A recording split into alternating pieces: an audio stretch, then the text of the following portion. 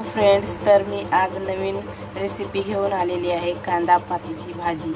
तर चला आपण बघूया। मी कांदा पात ही धुवून घेतलेली आहे।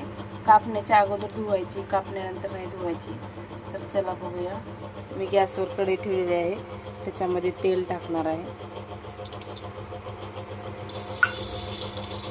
तेल गरम झाल्यानंतर राई टाकायची। त्याचबरोबर राई तडतडल्यानंतर मी हिरवी मिरची आणि लसूण घेतलेला आहे वाटून।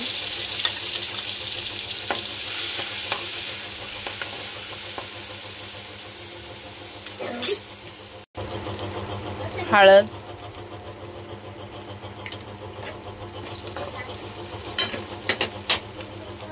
मी हिरवी मिरची वाटते वेळेस मीठ टाकलेलं होतं। आता आपण टाकूया कांद्याची पात।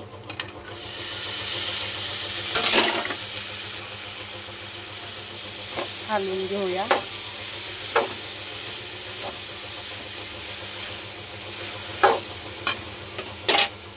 त्याचबरोबर मी घेतलेली आहे मसूर डाळ। आपण चना डाळ किंवा मूग डाळ पण घेऊ शकता। लवकरात लवकर होणारी ही भाजी आहे, झटपट भाजी। तर तुम्ही ट्राय करून बघू शकता। मिक्स करून घेतल्यानंतर याला 2 ते 3 मिनिट झाकून ठेवूया। हे पहा, माझी भाजी बनून तयार आहे।